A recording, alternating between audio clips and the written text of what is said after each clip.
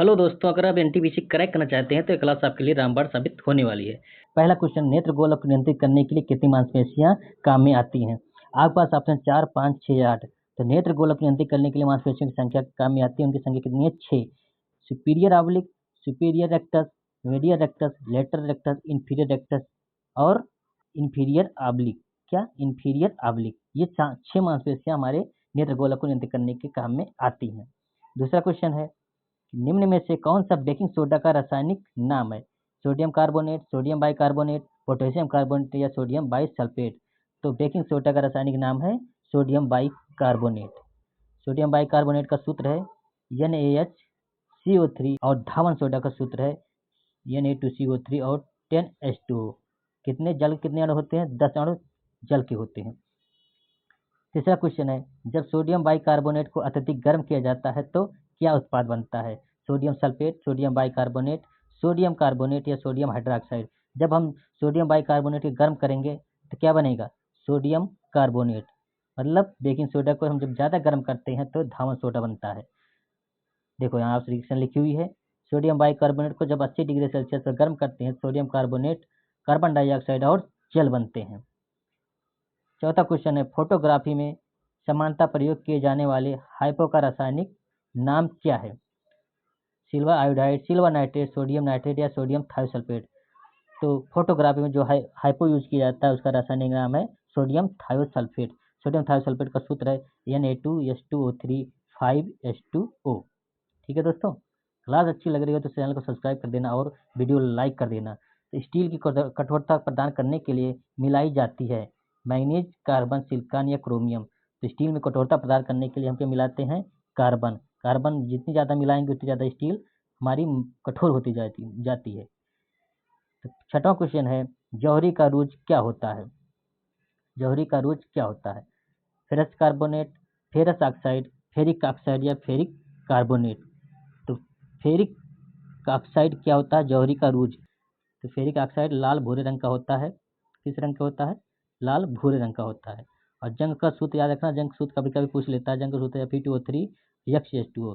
मतलब ferric oxide में अगर हम जल के और जोड़ देंगे तो क्या बन जाएगा? वो जंग बन जाता है। सातवां क्वेश्चन है, लोहे में जंग लगने से क्या होता है? मतलब जंग लगने की क्रिया क्या कहलाती है? तो ऑक्सीकरण, विघटन, अपचयन या विस्थापन। तो लोहे में जंग लगना ऑक्सीकरण का उदाहरण है। आठवां क्वेश्चन है, बॉक्साइट किसका अयस्क है? एल्यूमिनियम का, आयरन का, कॉपर का या जिंक का। तो बॉक्साइट अयस्क किसका है? एल्यूमिनियम का। एल्यूमिनियम का अयस्क है बॉक्साइट, जिसका सूत्र होता है Al2O3 2H2O। कोरंडम का सूत्र होता है Al2O3 और क्रायोलाइड का सूत्र होता है Na3LF6। दोस्तों इस दोनों में, बॉक्साइट और कोरंडम में आपको बड़ा दिक्कत होगी। तो याद रखना, बॉक्साइट में 2 अणु जल के होते हैं और कोरंडम में बिल्कुल नहीं होता। तो इसलिए कभी कभी क्या होता है, बॉक्साइट का सूत्र कुछ बच्चे Al2O3 को लगा देते हैं, जो कि गलत हो जाता है। तो याद रखना इसको। आयरन का अयस्क कौन से है? आयरन पायराइड Fe2, ये सल्फाइड अयस्क है।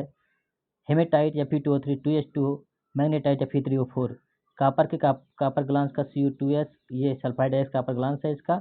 और क्यूपराइट को Cu2O कहते हैं। जिंक का जिंक वैलेंट Zn और कैलामाइन, ये जिंक के अयस्क हैं।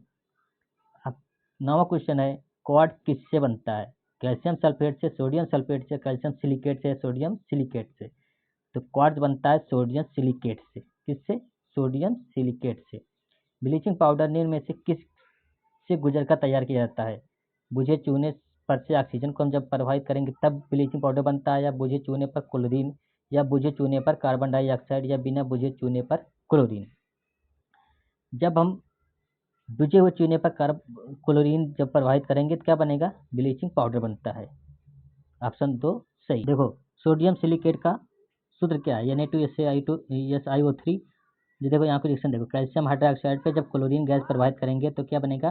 Calcium oxychloride. इसी को हम कहते हैं ब्लीचिंग पाउडर, और जल के अणु बन जाते हैं। अब 11वां क्वेश्चन है, केल्विन पैमाने पर मानव शरीर का समान ताप होता है? 310, 290, 300 या 280।